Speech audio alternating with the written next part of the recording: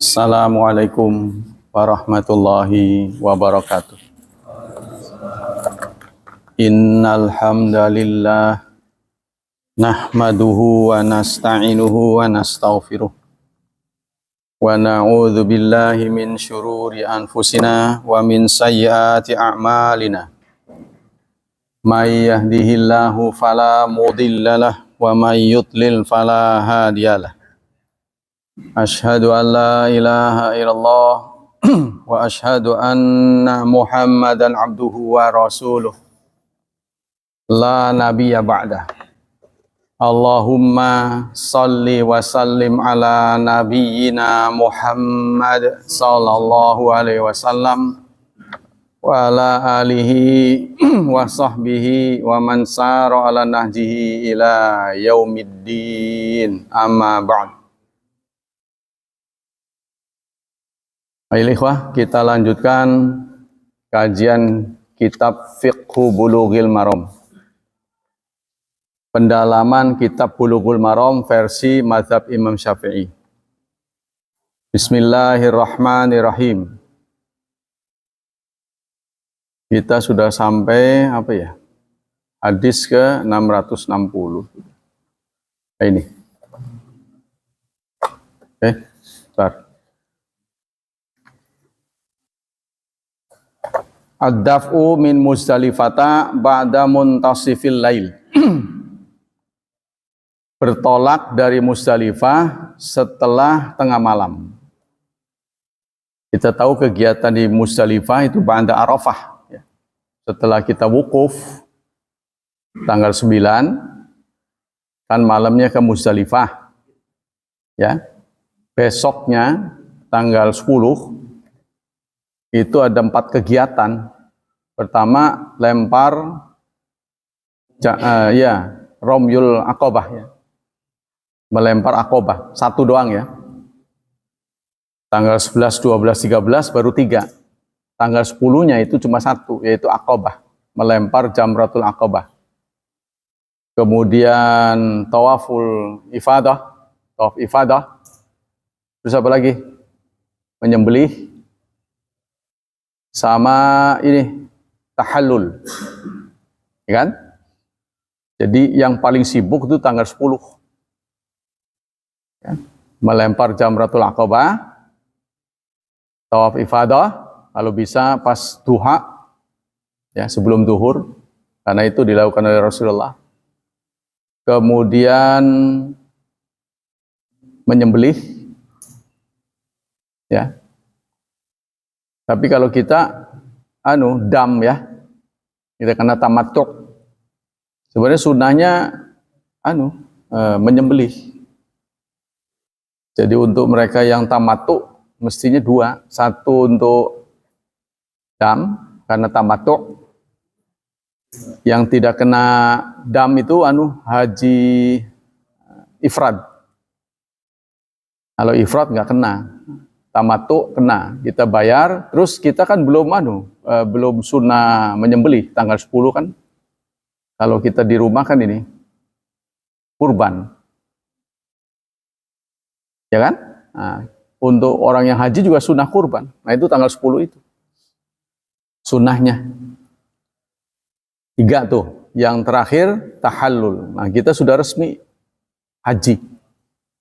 Tinggal 11, 12, 13, 11, 12, 13 kegiatannya tunggal, yaitu melempar jamarat, 3 jamarat masing-masing sehari itu.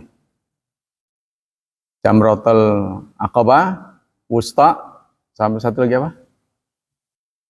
3. Jamratul Tsaniyah ya.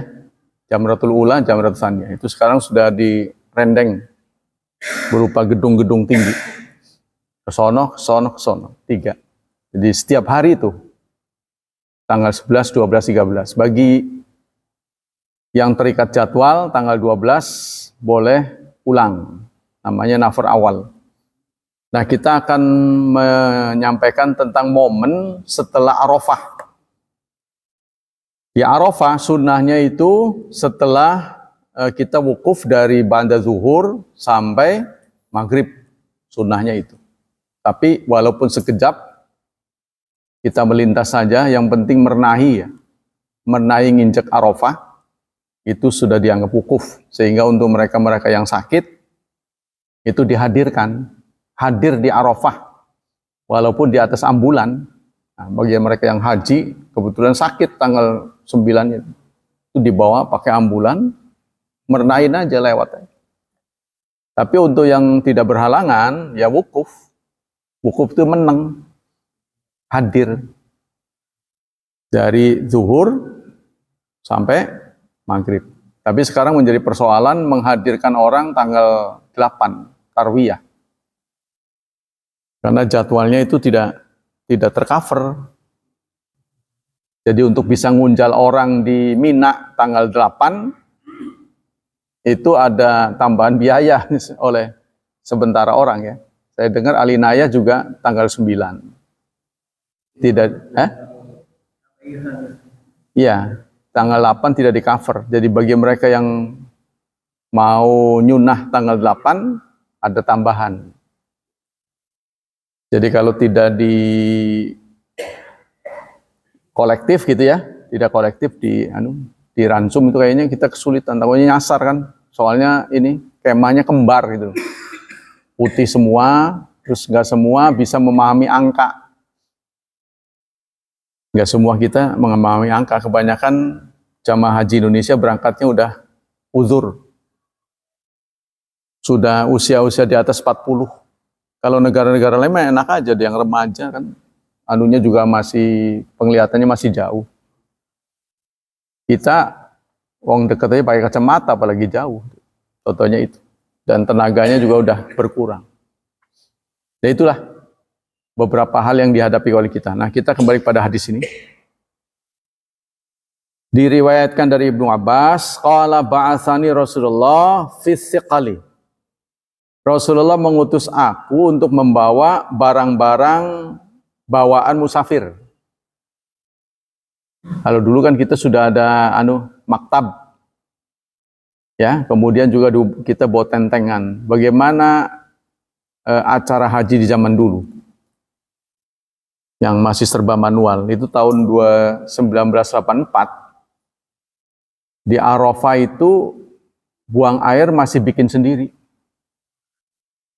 Ngeduk lobang. Jadi kayak kucing. Sekarang kan sudah dikoordinir. Ada toilet jalan ya. Permanen ya. Padahal dipakainya kan setahun sekali itu. Sayang juga ya. Kegiatan Arafah kan setahun sekali. Kalau kegiatan Mina 3 hari setahun. Setahun 3 hari doang yang rame. Ya seminggu lah. Ya. Iya. Jadi ada yang penuh seperti Mekah ya. Mekah itu setiap sekarang kan bisa umroh kan. Tapi kegiatan hajinya, contohnya sa'i itu tidak dilakukan oleh sa'i umroh juga ya. Umroh juga sa'i, tapi orang umroh itu tidak melempar jamratul aqabah, tidak wukuf. Tidak ada wukuf. Jadi wukuf itu praktis hanya tanggal 9, sehari dalam setahun. Dan hari ajaibnya tanggal 9. Hari ajaibnya. Hari mustajabnya. Gitu. Arafah kan termasuk tempat mustajab. Tapi mustajabnya itu tanggal 9. Jadi kalau kita ke sana pas umroh, terpikir oleh kita mau berdoa di sana, nggak ada. Jadi harus tanggal 9. Ya, iya pada zuhur dan sampai maghrib. Waktunya di tempatnya juga. Dan Jabar Rahmah, kalau bahasa Indonesia itu Bukit Cinta ya. Jabar Rahmah itu kan Bukit Cinta. Cuma itu diarabkan saja jadi kesannya Jabar Rahmah gitu kan. Kalau buat kita bukan gunung, itu kecil banget. Lebih pendek daripada Gunung Pinang, Jabar Rahmah itu. Lebih tinggi Gunung Pinang. Kalau kita menyebut gunung itu kan tinggi banget. Dia mah paling berapa meter ya? 200 meter kali ya. Nah itu tempat Adam dan Hawa berjumpa di situ. Nah kalau menurut di sini suatu saat Ibnu Abbas ditugasi untuk membawa barang bawaan haji, kan rombongan tuh, ya dalam jumlah besar. Nah, Ibnu Abbas salah satu yang ditugasi untuk membawa barang bawaan. Jadi dulu tuh ada apa istilahnya, rombongan gitu ya, macam-macam ya. Ada yang pakai onta, tuh, macam-macam. Ada yang jalan kaki, lah. Jaraknya nggak main-main, 600 kilo ya. Jakarta Surabaya, Mekah Madinah itu. Madinah Mekah, bisa dibayangkan oleh saudara. Waduh, zaman dulu. Zaman kita juga sebelum ada pesawat, itu pakai kapal. Itu makan waktu 4 bulan apa 6 bulan itu.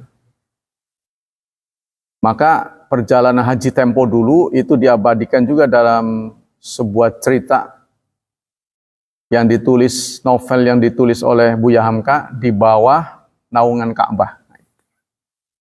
Kemudian Said Qutb menulisnya fi Zilalil Quran, di bawah naungan Quran. Kalau Hamka di bawah naungan Ka'bah yang dinulis. Kemudian Auqala fi do'afati, untuk membawa barang-barang orang yang do'if. Do'if itu perempuan, anak-anak, orang tua, itu barang-barangnya yang bawa Ibnu Abbas.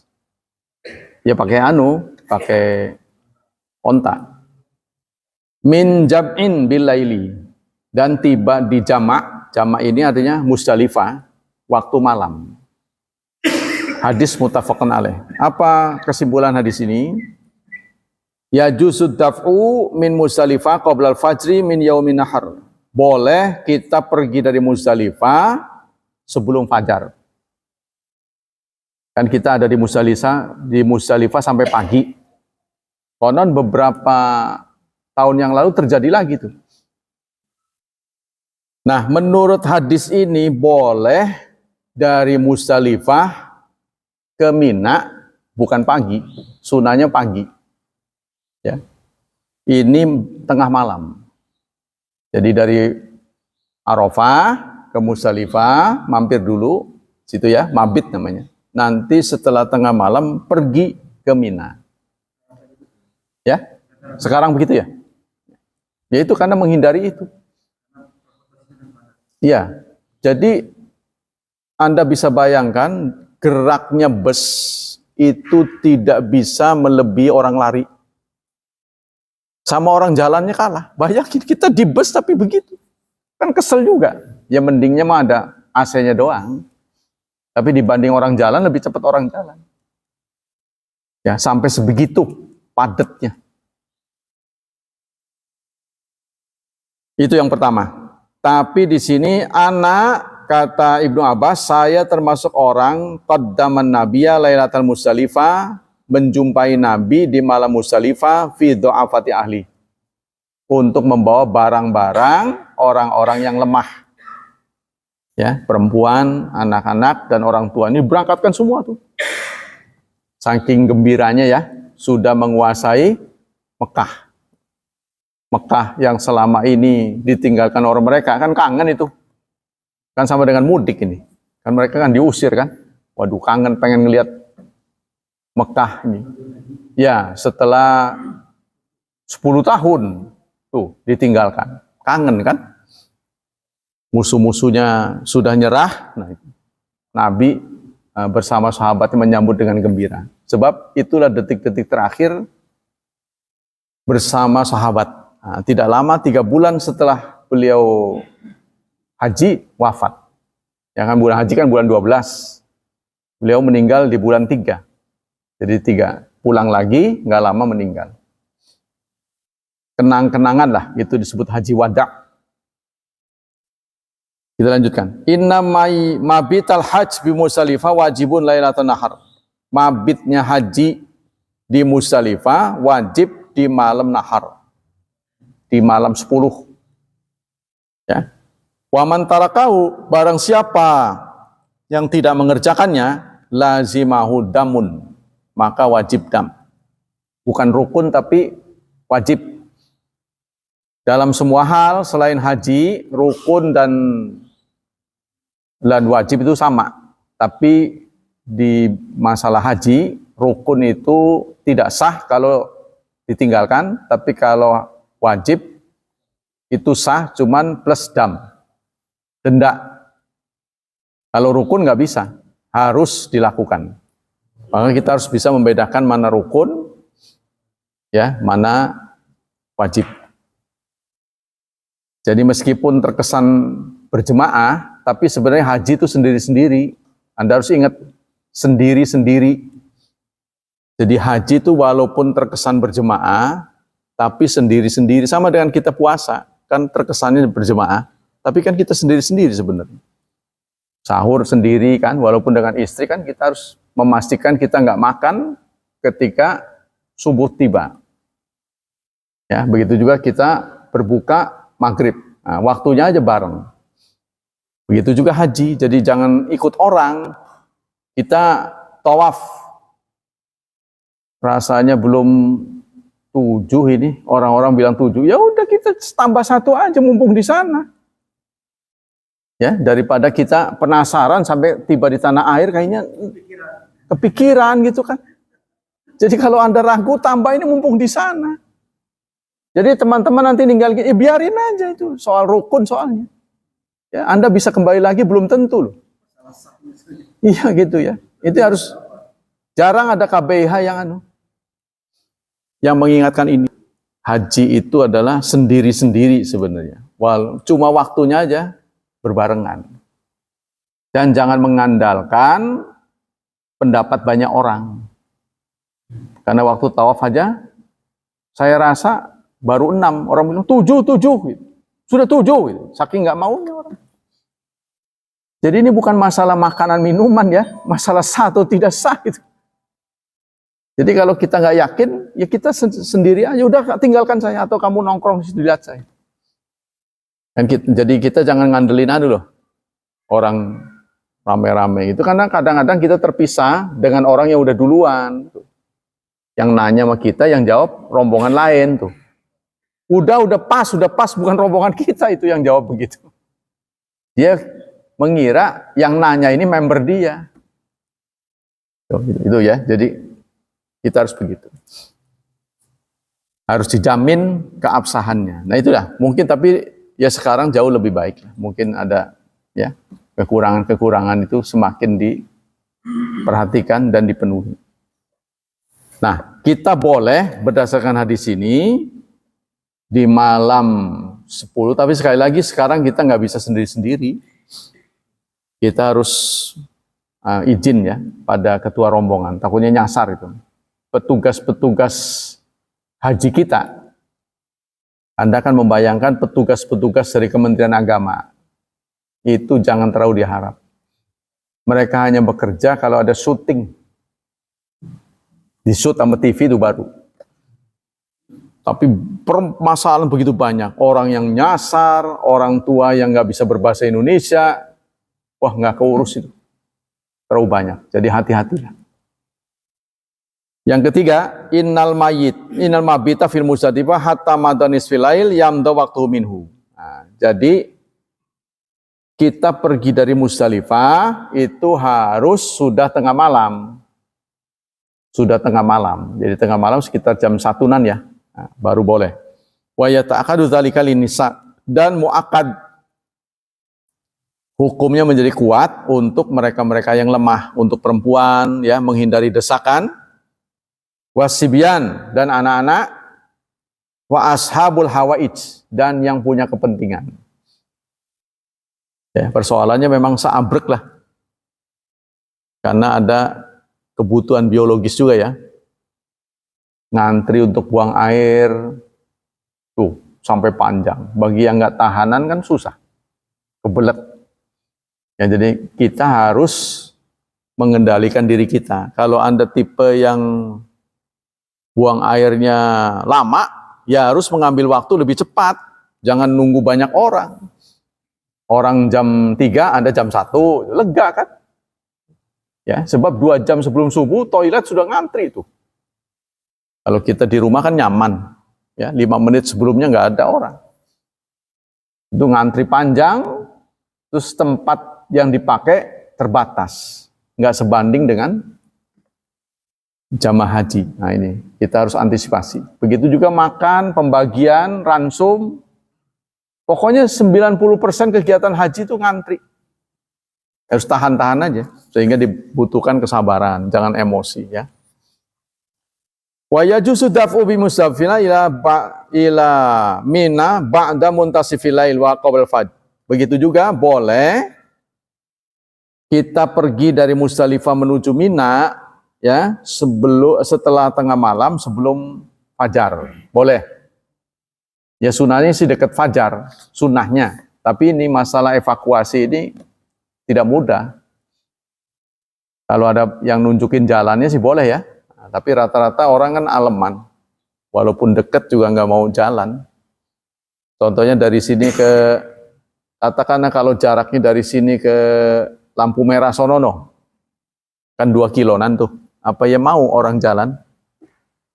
Sebenarnya sih daripada ngantri begitu, angguran jalan menurut saya. Tapi giliran begitu, aleman. Semuanya pengen naik kendaraan. Naik kendaraan pun jalannya kayak orang jalan gitu.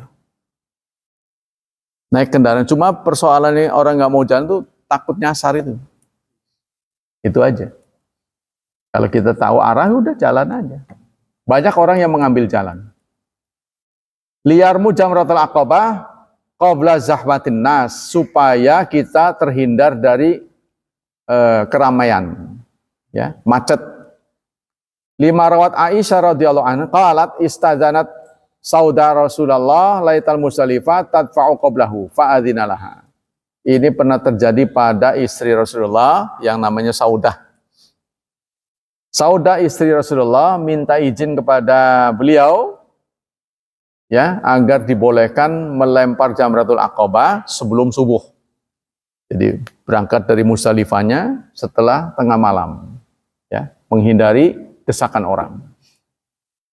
Karena melempar itu juga bukan 1-2 orang ya.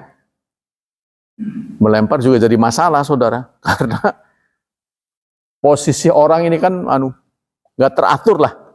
Kayak orang mau manah kan ada tempat berdirinya, itu kan? Oh, di sini dilingkari. Jangan terbayang seperti itu. Nggak teratur itu mah.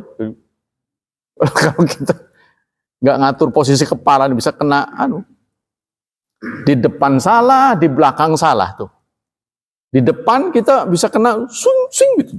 Jadi suara begitu takutnya ke sini kena. Jadi bingung tuh. Maksudnya waktunya bukan gini. Lempar, gitu kan? Enggak begitu. Jadi mau enggak diatur lah pokoknya. Aduh, kalau ke sini takut kena itu kan. Kalau kita di belakang takutnya kena kepala orang. Kalau di depan takut kita yang kena. Tuh, itulah pokoknya hati-hati. Jadi saya mengambil posisi depan. Maksud saya kan persoalannya 7 batu ini juga dilemparnya nggak boleh sekaligus, ya tuh, biar ringkes. Itu sekalian tuh, nggak boleh harus satu-satu. 1, 2, 3, 4. Ini kalau nggak dipegang kenceng nih, kadang-kadang begitu tuh jatuh. Kita refleks mau mungut, wah jangan coba-coba, keinjek orang. Jadi akhirnya mengurangi stok batu kita. Kalau kita sampai ketampel begitu. Ya, makanya ini harus kenceng megang. 1, 2 pastikan. Pastikan kena ke lubangnya itu. Jangan kena kepala orang. Ya lempar yang kena kepala orang. Nggak masuk ke situ, itu tidak sah. Itu ada syarat-syaratnya. Yustahabul baqa bi Musdalifah hatta yatlul fajr. Dianjurkan kita tetap tinggal di Musdalifah sampai fajar, sunnahnya. Nah, tapi ini karena kita terjadwal sudah semakin baik ya. Sekarang sudah pakai aplikasi. Masuk ke Raudhah pakai aplikasi. Katanya saya dengar ke Hijri Ismail juga pakai aplikasi kan. Kan dulu mah mustahil bisa sholat tawaf ya, sholat ba'da tawaf di Hijri Ismail kan sunahnya begitu. Kan tempatnya sesek. Sementara yang mau jutaan orang, waduh ya kemungkinannya kecil. Kalaupun kita sudah ada di tempatnya, mau sholat pun nggak longgar. sama dengan raudhah lah. Paling bisa berdiri. Nah, tapi kalau nyuri-nyuri tempat ya tetap bisa dilonggarin. Apalagi ada teman. Jadi sunnahnya kita di Musdalifah itu sampai pagi. Wa yusalli fiha salat subha, dan salat subuh di situ sunnahnya. Tapi itu alih-alih bisa salat subuh semuanya menang baik. Kan berarti semuanya komando ya. Nah, bukan kesadaran sendiri itu. Subuh, hari subuh. Gitu tuh. Wa yasfirul jauh, dan di situ sampai begitu terang. Setelah kayak begini nih. Sudah subuh. Nah, kelihatan udah langit sudah terang, baru kita sunnah meninggalkan Musdalifah menuju Mina. Wa qabla tulu'i syamsi, sesudah subuh sebelum terbit matahari. Nah, wayahnya begini. Sunnahnya ya, tapi itu kalau mau ngepas susah. Yang kelima, man dafa'a min Musdalifah ba'da nisfil lail walau bilahdatin walam ya'ud ilayya fala syai'a minad dam. Barang siapa yang tengah malam meninggalkan Musdalifah, ya, dia sudah tengah malam, dia tidak menunggu subuh, sudah tengah malam dia meninggalkan Musdalifah, walaupun baru sebentar, baru nyampe, sudah pergi lagi, itu sudah sah, ya, sudah memenuhi kewajiban. Li hadithi Aisyah radhiyallahu an as-sabiq an Saudah, berdasarkan hadis Aisyah tentang tadi Saudah. Istri Rasulullah yang minta izin karena katanya Saudah ini gemuk, jalannya lamban. Ya mungkin sudah faktor usia ya, sudah kebanyakan lemak, jalannya lamban. Beliau minta izin supaya duluan melempar Jamratul Aqabah. Jadi momen-momen yang mengundang risiko tinggi, saudara, momen-momen mengundang risiko tinggi, melempar. Ya, dan tawaf. Saya kira dua saja itu. Momen-momen yang mengundang bahaya. Berhati-hatilah di momen-momen seperti itu. Kalau melempar itu tadi, takutnya kena korban berdarah ya. Terus tawaf, apalagi kita ingin mencium Hajar Aswad. Waduh, itu. Lagi umrah aja susah. Man daf'a min Musdalifah ba'da nisilai wala bilahda walam yaud ilayya fala syai'a minad dam. Jadi kalau ada orang yang keluar dari Musdalifah menuju Mina setelah tengah malam, walaupun dia baru datang, sudah memenuhi ketentuan. Jadi nggak perlu balik lagi, nggak perlu diulang. Walam ya'mur, itu pernah dilakukan oleh Saudah. Ya, istri beliau katanya ini sudah jalannya lambat karena faktor kegemukan. Wala mangkana ma'aha bidam. Begitu juga soal gemuk ini juga dialami oleh Aisyah ya. Aisyah bercerita, dulu saya sering dalam momen balapan lari dengan Rasulullah. Rasulullah selalu kalah. Setelah beberapa tahun saya menikah, saya yang kalah karena saya udah berat katanya. Nah, itu berarti kata-kata beliau berat itu gemuk. Jadi sudah tambun, sudah gembrot ya. Karena terlalu banyak diam kali di rumah. Ini yang kita harus perhatikan ya. Al tarakal mabita fi aslan fayajibu alaihi raqatud damim fil azhar. Tapi kalau dia sama sekali tidak mampir di Musdalifah, ya, tidak mampir sama sekali, maka wajib bayar dam, menyembelih kambing. Litarki mabita, karena dia tidak mabit. Wallahu alam. Kita ganti pelajaran. Waduh, ininya nggak ada lagi. Ya. Bismillahirrahmanirrahim. Kita lanjutkan fiqhut tataruf.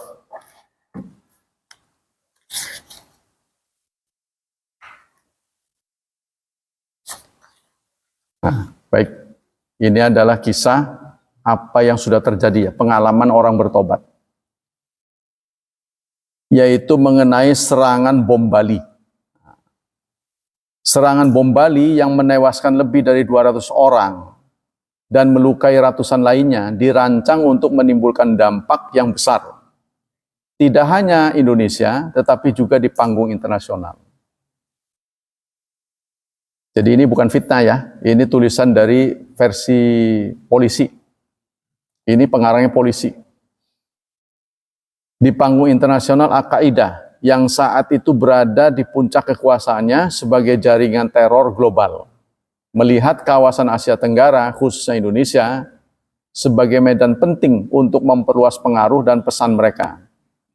Dengan melibatkan jamaah yang memiliki jaringan dan infrastruktur yang solid di Indonesia, Al-Qaeda berupaya memperlihatkan bahwa gerakan mereka tidak terbatas pada Timur Tengah, tetapi juga menjangkau wilayah lain di dunia Muslim. Karenanya tidak berlebihan untuk menyebut bahwa serangan bom Bali bukan hanya aksi teror lokal, tetapi juga bagian dari strategi global yang dirancang oleh Al-Qaeda. Anunya apa? Panglimanya Al-Qaeda sebenarnya, bom Bali itu. Jadi anak-anak Indonesia yang menjadi eksekutornya. Ya. Untuk mengguncang dunia pasca 19 November, pasca 9 November. Kan dua gedung kembar ya diledakkan. Perintah ini datang dengan harapan bahwa jamaah akan mampu mengeksekusi serangan yang akan menggemakan teror serupa yang telah menghancurkan WTC di New York, menciptakan gelombang ketakutan baru di belahan dunia yang berbeda. Apakah order itu menyebut Bali sebagai lokasi serangannya? Apa disebut nggak? Apakah Al-Qaeda ini request tempat atau sekedar membuat teror? Tidak, mereka tidak menyebut lokasi serangan. Jadi sebenarnya tidak menyebut Bali. Mereka hanya minta agar dilakukan serangan lagi. Bahkan ketika serangan itu akhirnya dilakukan di Bali, saya juga tidak tahu karena tidak dilibatkan sama sekali. Begitu jawab salah seorang mantan teroris. Lebih lanjut dia menjelaskan, Al-Qaeda tidak hanya memberikan instruksi, tapi juga sepenuhnya membiayai seluruh operasi jaringan teror di Bali. Nah, dalam sebuah momen kampanye, ya, dalam sebuah momen kampanye pernah disinggung ya, disinggung antara presiden, saya lupa presidennya, bagaimana Anda tuh dengan Al-Qaeda gitu. Nah, kita baru tahu semuanya itu adalah dianteki oleh Amerika. Jadi yang menciptakan Al-Qaeda itu sendiri Amerika. Ya, kita tahunya mereka saling serang tuh waktu kampanye antara ini calon-calon presiden saling serang. Gimana kamu gagal tuh Al-Qaeda ISIS? Ya, Clinton ya, itu yang diserang itu. Kita baru tahu tuh. Selama ini kan ada rumor-rumor itu ciptaan mereka. Kita masih nggak percaya. Ternyata itu dibawa dalam serangan kepada calon presidennya yang menjadi lawan ya. Kita baru tahu. Jadi semua dibiayai oleh kita. Diciptakanlah ISIS. Nah, itu di dalamnya adalah Qaeda ya.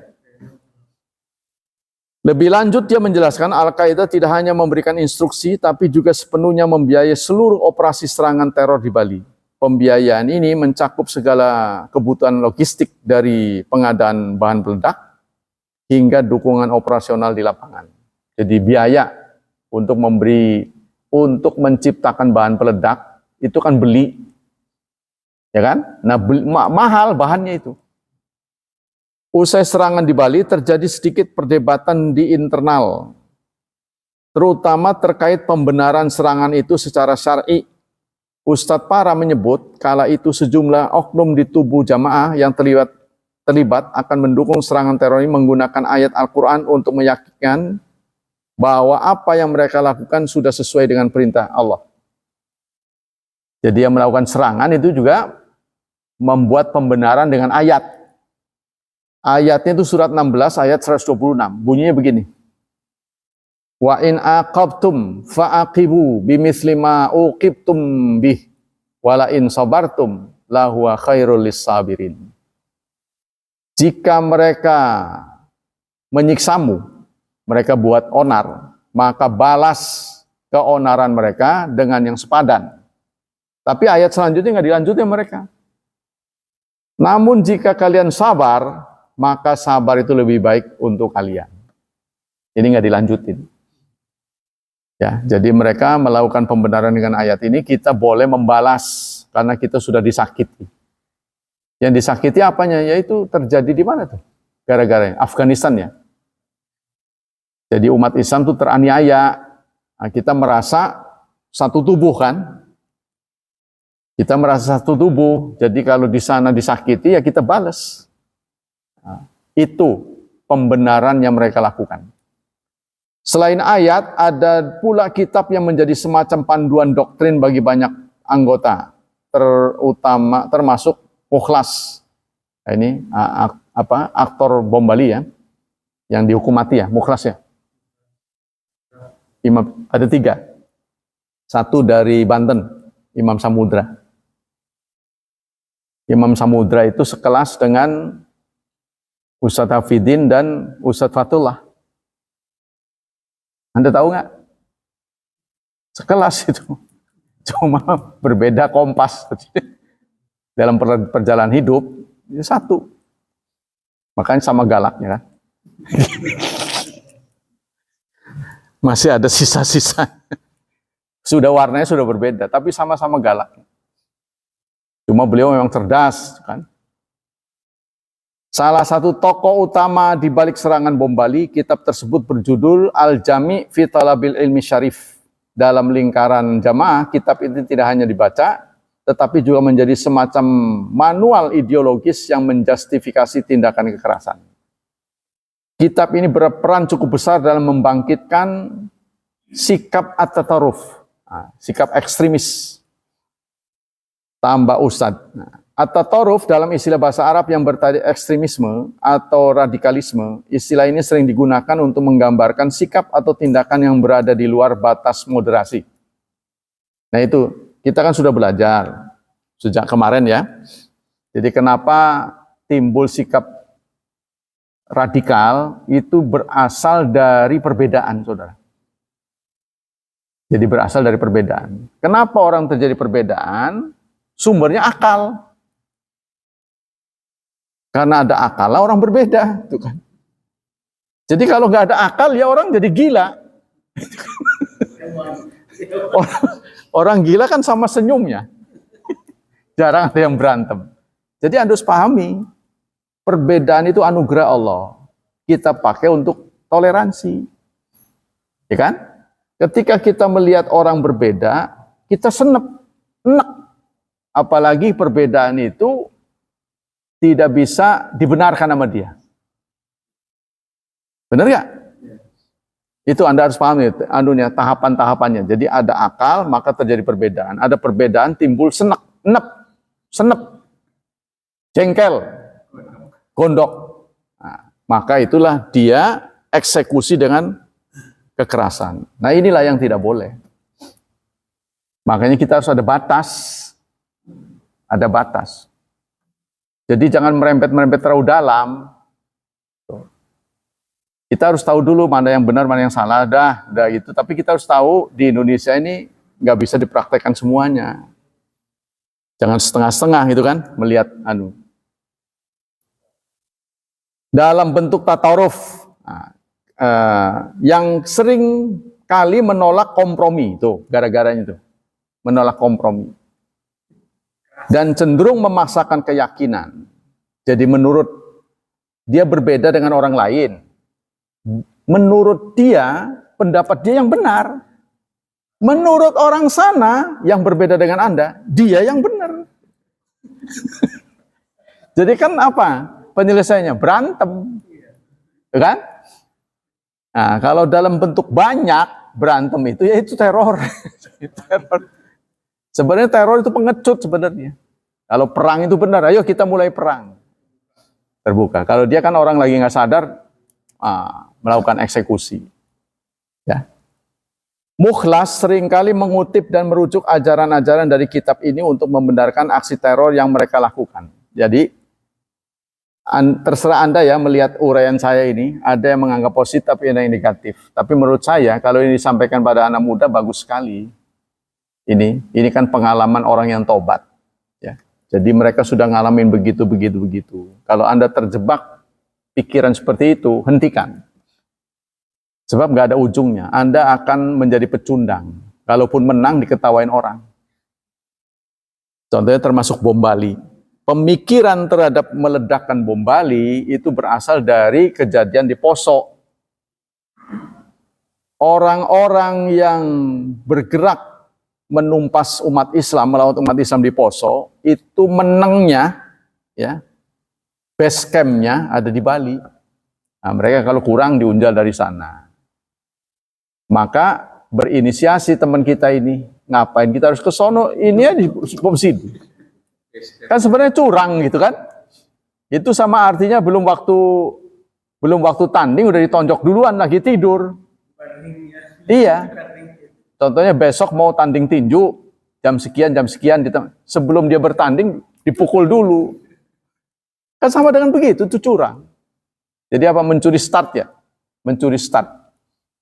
Nah, itu sebenarnya tidak boleh, tidak fair. Menurut saya. Menurut saya, waktu saya menguraikan ini dulu itu dikatain ayam sayur. Ah, dasar Pak Sarip ayam sayur. Oleh calon-calon pelaku. Kan? Ketika mereka sudah ditangkap, mereka membawa saya. Membawa saya. Supaya dapat teman kan. Ketika dia ditugasi untuk mencari teman-temannya, saya juga dibawa sama dia. Dia investigasi pada saya, Pak Sarip, bagaimana pendapat Bapak terhadap Pancasila? Bertentangan enggak? Enggak bertentangan. Kok enggak sih? Loh, kenapa saya jawab enggak kok? Kok enggak? Kok enggak sih? Ya kamu selidikin aja, mana ada yang bertentangan. Cuma bedanya bahasa Indonesia aja sebenarnya. Apa yang bertentangan? Enggak ada. Kok enggak sih ya? Nah. Tapi kenapa Bapak dicatat? Kata dia gitu kan? Kan yang ngaduin kamu. Oh saya? Lah iyalah. Kalau kamu pakai kok, saya bisa jawab. Kan keluarga kamu yang kena. Kamu cari-cari teman, saya disebut. Bener gak? Waduh iya tuh, ngaku gitu. Waktu ketemu dengan kita, seakan-akan orang wawuan. Itu Pak, yang enak gitu. Waktu kita ketemu, polisi juga datang, mengiring kita untuk kumpul, diberikan saresehan. Dia selalu gaulnya ke sana, kayak orang wawuan. Padahal saya masuk ke sini karena kamu. Astagfirullah. Pengkhianatan betul-betul terlihat bukan di zaman Rasul. Ya, dia malu sendiri melihat saya. Nah itulah, ini bagian dari sepenggal ya, dari pengalaman orang yang berbuat kekerasan. Jadi pengkhianatan Anda bisa bayangkan di zaman Rasulullah betapa sakitnya melihat pengkhianat-pengkhianat. Iya sama. Dia yang melaporkan saya ketika saya kumpul dengan polisi seperti nggak gaul dengan saya, kayak nggak kenal gitu. Kayak nggak kenal, ketemu begini diam aja. Astagfirullah. Kamu baru segitu. Nih saya sapa, Pak, apa kabar? Saya bilang, baik, baik. Ini yang melaporkan saya. Saya langsung tokmol, malu dia. Saya memang di zaman sekarang aja enak melihat orang pengkhianat itu. Apalagi zaman dulu. Makanya Umar kan selalu izinkan saya penggal. Greget ya. Tapi itu tadi juga saya disadarkan, toleransi, kan nanti Anda berbuat lagi kayak dia. Yang dilarang kan? Nah, jadi kita tidak boleh radikal itu saudara. Makanya saya kan pernah ngomong, ajaran-ajaran itu harus diimbangi dengan pengetahuan kita dengan keamanan di negeri ini. Seperti saya bilang tuh, kalau terus diturut-turut, semalam juga ada pidato. Bagaimana tausiah tarawih? Ya kan? Kan saya pernah ngomong kan nyinggung kan? Kalau Anda turut-turut, yang tidak ada di zaman Nabi nggak boleh ada, termasuk tausiah. Kultum. Pernah Anda menyaksikan di Masjidil Haram tausiah dulu sebelum mulai? Nggak ada. Ya udah kalau nggak ada, Anda nggak datang, jangan datang. Kita juga uang kasih ngirit. Kayak begitu. Kalau saya sudah berubah dengan teman-teman, Pak, Indonesia ini berbeda dengan sana. Kita mengambil momen. Karena ada orang yang nggak suka ngaji, tapi waktu tarawih datang. Itu kan? Nah, kita omongi. Begitu. Sama dengan, saya pernah nanya di Majlis Tarjih. Saya punya Majlis Tarjih. Saya diundang Maulid Nabi. Datang nggak deh? Zaman Nabi emang nggak ada. Saya bilang begitu. Datang nggak? Datang aja, Pak. Asal Bapak isi dengan tausiah. Karena itu kesempatannya langka. Ada orang yang nggak ngaji sama sekali, tapi giliran Maulid Nabi datang dia. Gitu katanya. Ya sudah. Oke. Momennya, kita ambil momennya. Tausiah ini kan nggak dibatasin. Memang ada batasnya batas subuh. Memang ada batasnya habis tarawih, kan nggak ada, bebas. Tapi ada orang-orang tertentu di kalangan umat Islam yang pengajian nggak datang. Di Maulid Nabi datang. Itu anehnya. Ya itu kita sampaikan juga. Perlu di mall. Ya, kalau perlu di mall.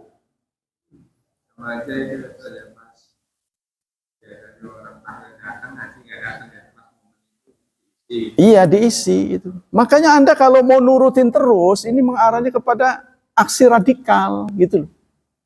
Yang nggak ada di zaman Rasulullah nggak boleh ada, termasuk makan pakai sendok. Karena dulu pernah diharamkan oleh Abdul Wahab.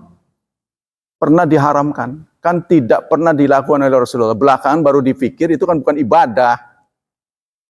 Nggak boleh merono-merono, laju naik.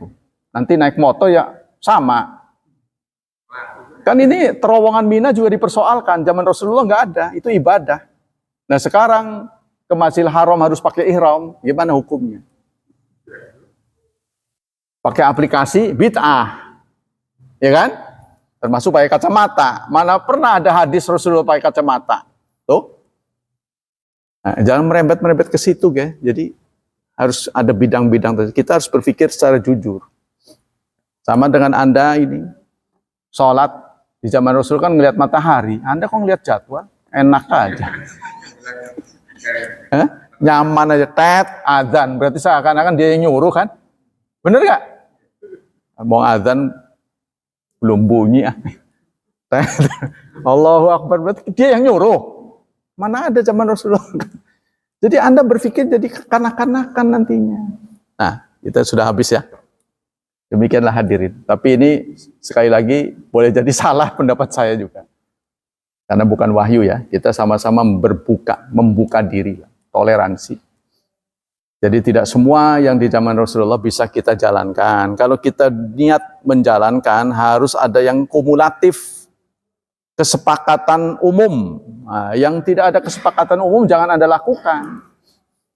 Semoga Allah Subhanahu wa taala melimpahkan pahala yang berlipat ganda. Semoga Allah tetap menjaga dan melindungi kita dari wabah dan fitnah, dari syubhat dan syahwat, dan semoga Allah memberikan kemudahan hidup pada anak-anak kita, keberkahan, serta Allah takdirkan mereka menjadi hamba-Nya yang saleh dan salihat. Subhanakallah wa bihamdika asyhadu an la ilaha illa anta astaghfiruka wa atubu ilaik.